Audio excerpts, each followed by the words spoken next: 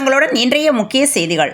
இந்தியாவுக்கே வழிகாட்டும் தமிழ்நாடு தேசிய கல்விக் கொள்கையை எக்காரணம் கொண்டும் ஏற்காது என முதல்வர் மு.க. ஸ்டாலின் கூறியுள்ளார். இது தொடர்பாக அவர் தனது எக்ஸ் பக்கத்தில் 2024 பாஜக மத்திய அமைச்சர் ஷோபா தமிழர்கள் வெடிகுண்டு வைக்கும் தீவிரவாதிகள் என்றும், 2025 பாஜக மத்திய அமைச்சர் தர்மேந்திர பிரதான் தமிழர்கள் நாகரிகம் இல்லாதவர்கள் என்றும் இப்படியெல்லாம் பேசிவிட்டு பின்பு வருத்தம் தெரிவித்தாலும் பேசிய போது தமிழர்கள் மீது பாஜகவினருக்கு இருக்கும் வன்மம் வெளிப்பட்டு விட்டது என்று பதிவிட்டுள்ளார். குடியை கெடுக்கும் வீட்டுக்கும் நாட்டுக்கும் கேடு என மது பாட்டில்களில் வாசகங்கள் இடம்பெற்றிருந்தாலும் அதை பற்றி கவலைப்படாமல் குடிமகன்கள் போதைக்கு அடிமையாகி வருகின்றனர். அப்படி அடிமையானவர்கள் தற்பொழுது சிறார்கள் கூட போதைப் பொருளை பயன்படுத்தி வருகின்றனர்.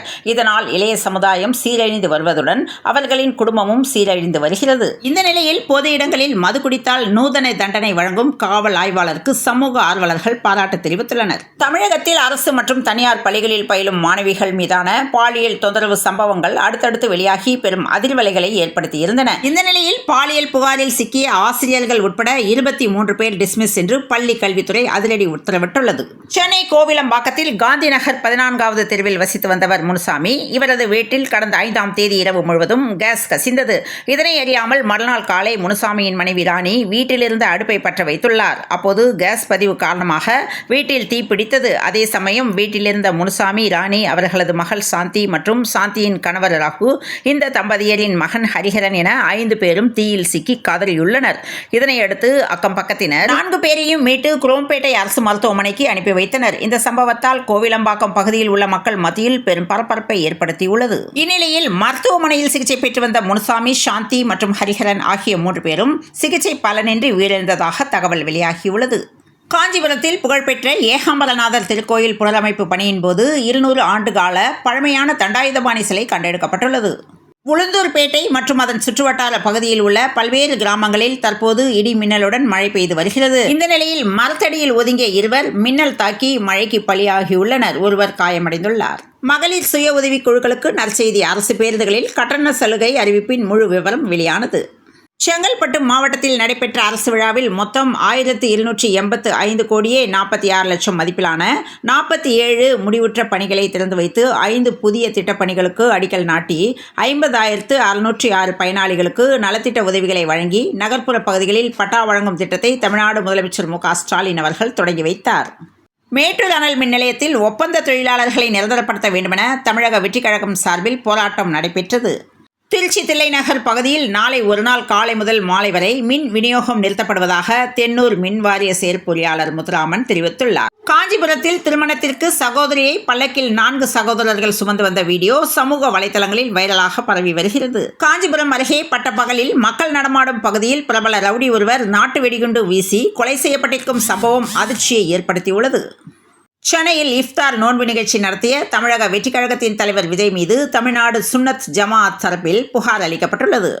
தமிழர்களின் ஆதி கலை வடிவமான பறை ஆட்டத்தின் மீது பல்வேறு காரணங்களால் சாதி அடையாளம் சுமத்தப்பட்டிருந்தது. துக்க வீடுகளில் மட்டுமே நிகழ்த்தப்படும் கலை வடிவமாக ஒடுக்கப்பட்டு இருந்த நிலையில் இன்று பறையாட்டத்தின் மீதான சாதி அடையாளம் சற்றே உடைக்கப்பட்டு பலரால் ஆதரிக்கப்படும் நிலைக்கு வந்திருந்தாலும் அதற்கு உரிய அங்கீகாரமோ ஆதரவோ முழுமையாக கிடைக்காமல் இருக்கின்ற நிலையில் ஈஷா தமிழ் தெம்பு திருவிழாவில் பறை இசை போட்டி நடந்தேறியது.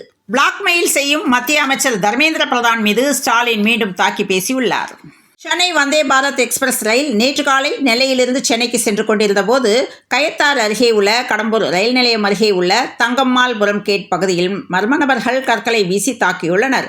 இதில் ஜன்னல் கண்ணாடி உடைந்துள்ள நிலையில் நல்வாய்ப்பாக பயணிகள் யாருக்கும் காயம் ஏற்படவில்லை. அரசு பேருந்துகளில் மகளிர் சுய உதவி குழுக்கள் தயாரிக்கும் பொருட்களை கட்டணமின்றி எடுத்து செல்லலாம் என முதல்வர் மு.க. ஸ்டாலின் அறிவித்துள்ளார். சேலம் வீராணம் அருகே இயங்கி வரும் ஸ்கேன் மையத்தில் கருவில் இருக்கும் குழந்தையின் பாலினத்தை கண்டறிந்து கூறி வந்துள்ளனர். இதையடுத்து கடந்த 1ஆம் தேதி ஸ்கேன் மையத்திற்கு சீல் வைக்கப்பட்டது. இது தொடர்பாக அரசு ஆரம்ப சுகாதார நிலைய மருத்துவர் முத்தமிழ் உள்ளிட்ட 9 பேர் பணியிடை நீக்கம் செய்யப்பட்டனர். ஆன்லைன் வர்த்தகம் அதிகரிப்பு, மின் கட்டணம், வாடகை உயர்வு போன்ற காரணங்களால் மளிகைத்துறை நசிந்து வருவதாக சில வியாபாரிகள் வேதனை தெரிவிக்கின்றனர். சென்னையில் மட்டும் சுமார் 20 விழுக்காடு மளிகை கடைகள் கடந்த 5 ஆண்டுகளில் மூடப்பட்டுள்ளதாக தெரிவிக்கின்றனர். ரூபாய் 10,000 கோடி தந்தாலும் நாசக்கார நாக்பூர் திட்டத்தை ஏற்க மாட்டோம் என்று முதலமைச்சர் மு.க. ஸ்டாலின் தெரிவித்துள்ளார். அண்மையில் 4 ஆடுகளை கடித்து குதறிய சிறுத்தை மீண்டும் அதே பகுதியில் நோட்டமிட்டது தெரியவந்த நிலையில் இதனையடுத்து சிறுத்தையின் கால் நடமாட்டத்தை வைத்து வனத்துறையினர் கூண்டுகளை அமைத்திருந்தனர். இந்த நிலையில் பூச்சியூர் அருகே சுற்றித் திரிந்த சிறுத்தையை அப்பகுதி மக்களே வலைவீசி பிடித்துள்ளனர். ஹோலி பண்டிகையையொட்டி மார்ச் 14ஆம் தேதி புதுச்சேரி ஜிப்மர் மருத்துவமனையின் புறநோயாளிகள் பிரிவு இயங்காது என அறிவிக்கப்பட்டுள்ளது. IPL போட்டியின் போது மது, புகையிலை, மறைமுக விளம்பரங்களுக்கு மத்திய அரசு தடை விதித்திருப்பது வரவேற்கத்தக்கது என்று பாமக தலைவர் அன்புமணி தெரிவித்துள்ளார். மக்களவைத் தொகுதி மறுசீரமைப்பு விவகாரம் தொடர்பாக பிஜு ஜனதா தள கட்சியின் தலைவரும் ஒடிசாவின் முன்னாள் முதல்வருமான நவீன பட்நாயக்கை திமுக நிர்வாகிகள் செவ்வாய்க்கிழமை நேரில் சந்தித்து பேசினர். சரித்திர பதிவேடு குற்றவாளி குருந்தையனை மர்ம நபர்கள் வெட்டி கொலை செய்த சம்பவம் அப்பகுதியில் பரபரப்பை ஏற்படுத்தியுள்ளது. மாமல்லபுரம் அருகே கோட்ரேஜ் தொழிற்சாலையில் உற்பத்தியை தொடங்கி வைத்த முதல்வர் மு க ஸ்டாலின் இந்தியாவின் வளர்ச்சியில் தமிழ்நாடு முக்கிய பங்கு வகிக்கிறது என்று தெரிவித்துள்ளார். அமைப்பு சாரா தொழிலாளர் நல வாரியங்களில் பெறப்படும் கோரிக்கை மனுக்கள் மீது உடனுக்குடன் தீர்வு காண நடவடிக்கை எடுக்க தொழிலாளர் நலத்துறை அமைச்சர் CV கணேசன் உத்தரவிட்டுள்ளார். அதிமுக முன்னாள் அமைச்சர் SP வேலுமணி மகன் விஜய் விகாஸ் திருமண வரவேற்பு கோவை கொடிசியா வளாகத்தில் நடைபெற்றது. இதில் அக்கட்சியின் பொதுச் செயலாளர் எடப்பாடி பழனிசாமி பங்கேற்றதால் அதிமுக மாநாடு போல ஏற்பாடுகள் செய்யப்பட்டன.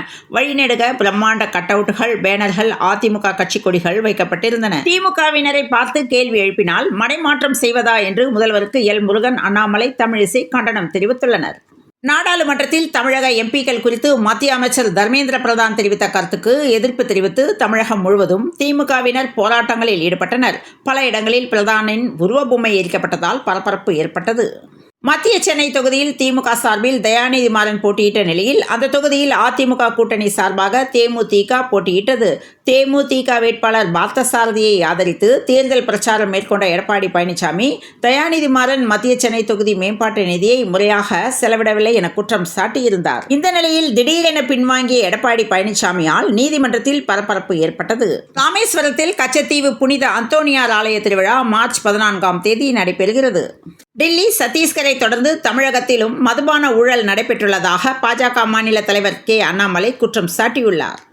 சென்னை உட்பட IPL போட்டிகள் நடைபெறும் அனைத்து இடங்களிலும் விளையாட்டு அரங்குகள் மற்றும் தொலைக்காட்சி ஒளிபரப்புகளின் போது மது மற்றும் புகையிலை தொடர்பான விளம்பரங்களை IPL அமைப்பு தடை செய்ய வேண்டுமென பாமக தலைவர் அன்புமணி ராமதாஸ் தெரிவித்துள்ளார்.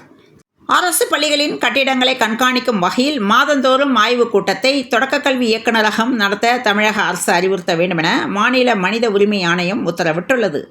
சிவகங்கை மாவட்டம் திருப்புவனம் அருகே மணலூர் தனியார் பள்ளியில் பொதுத் தேர்வு கண்காணிப்பு பணியில் ஈடுபட்டிருந்த தலைமை ஆசிரியரிடம் லேப்டாப்பில் என்ன வேலை என்று பறிமுதல் செய்யப்பட்டது. அவர் தேர்வு பணியிலிருந்தும் விடுவிக்கப்பட்டார். மத்திய அரசின் மேற்கொள்ளப்பட இருப்பதாக கூறப்படும் தொகுதி மறுவரையறைக்கு எதிராக ஆதரவுகளை திரட்ட ஒடிசா, தெலுங்கானா உட்பட 7 மாநிலங்களின் முதல்வர்கள் மற்றும் முக்கிய அரசியல் தலைவர்களை சந்திக்க திமுக நிர்வாகிகளை தமிழ்நாடு முதலமைச்சர் மு க ஸ்டாலின் நியமித்துள்ளார்.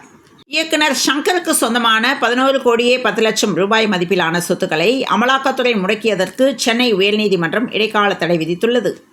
தர்மேந்திர பிரதான் உருவபொம்மை எரிக்கும்போது வேட்டியில் தீ பற்றியதால் திமுக போராட்டத்தில் பரபரப்பு ஏற்பட்டது. திருநெல்வேலியில் +2 தேர்வு நாளான இன்று தந்தை மரணமடைந்த நிலையில் அவரது உடலை வணங்கிவிட்டு மகள் தேர்வு எழுத சென்றார். கண்களை குளமாக்கும் இந்த நிகழ்வு நெல்லை அருகே நடந்துள்ளது. ஆம்பூர் மாணவியிடம் பாலியல் அத்துமீறலில் ஈடுபட்ட அதிமுக பிரமுகர் நீதிமன்றத்தில் சரணடைந்தார். எங்கே செல்லும் தேமுதிக பாதை? கைவிரித்த அதிமுகவால் கலக்கத்தில் கேப்டன் கட்சி உள்ளதாக தகவல் வந்துள்ளது. தமிழ் மொழி தேர்வில் வெற்றி பெறாதவரை பணியில் சேர்க்க தனி நீதிபதி GR சுவாமிநாதன் பிறப்பித்த உத்தரவிற்கு தடை கோரி மின்வாரிய தரப்பில் மேல்முறையீட்டு மனு தாக்கல் செய்யப்பட்டது. தமிழகத்தில் தமிழ் தெரியாதவர்களை ஏன் வேலையில் சேர்க்க வேண்டும் என்று உயர்நீதிமன்றம் கேள்வி எழுப்பியுள்ளது. திருப்பூரில் போலி ஆதார் தயாரித்து ஜார்க்கண்ட் மாநிலத்திலிருந்து திருப்பூருக்கு குழந்தை தொழிலாளராக பணிபுரிய அனுப்பப்பட்ட 5 சிறுமியர் ரயில்வே ஸ்டேஷனில் மீட்கப்பட்டனர். பால் உற்பத்தியாளர்கள் விபத்தில் மரணமடைந்தால் வழங்கப்படும் இழப்பீடு தொகை ரூபாய் 2,50,000 இருந்து ரூபாய் 4 லட்சமாக உயர்த்தப்பட்டுள்ளது. 2 குழந்தைகளுக்கு வழங்கப்படும் கல்வி உதவித்தொகை ரூபாய் 25,000 இருந்து ரூபாய் 50,000ஆகவும், ஒரு பெண் குழந்தைக்கு வழங்கப்படும் திருமண உதவித்தொகை ரூபாய் 30,000 இருந்து ரூபாய் 60,000ஆகவும் உயர்த்தப்பட்டுள்ளது. மயிலாடுதுறை அருகே 7ஆம் வகுப்பு படிக்கும் 13 வயது சிறுமி ஒருவரை சகோதரர்களான அபிமன்யு, முத்தரசன் ஆகிய இருவரும் பாலியல் வன்கொடுமை செய்ததாக சிறுமியின் பெற்றோர் மயிலாடுதுறை அனைத்து மகளிர் காவல் நிலையத்தில் புகார் தெரிவித்தனர்.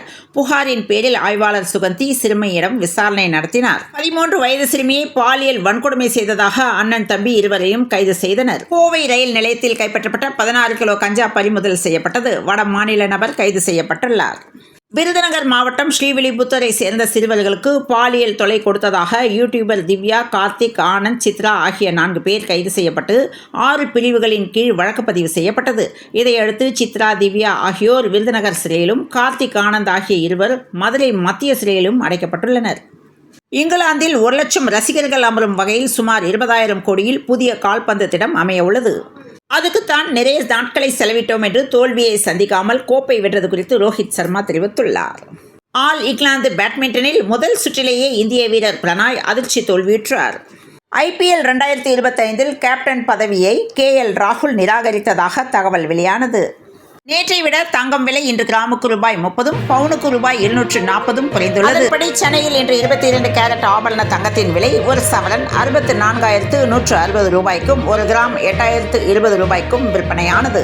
காஞ்சிபுரம், செங்கல்பட்டு, திருவள்ளூர் உள்ளிட்ட 19 மாவட்டங்களில் மிதமான மழை பெய்யக்கூடும் என்றும், அதேபோல் தென்காசி, தூத்துக்குடி, புதுக்கோட்டை, சிவகங்கை, தஞ்சை போன்ற மாவட்டங்களிலும் 3 மணி நேரத்திற்கு மழை பெய்யக்கூடும் என்றும் சென்னை வானிலை ஆய்வு மையம் தகவல் தெரிவித்துள்ளது. இத்துடன் இந்த செய்திகள் நிறைவடைந்தன. மீண்டும் நாளை காலை செய்தியில் சந்திப்போம். நன்றி, வணக்கம்.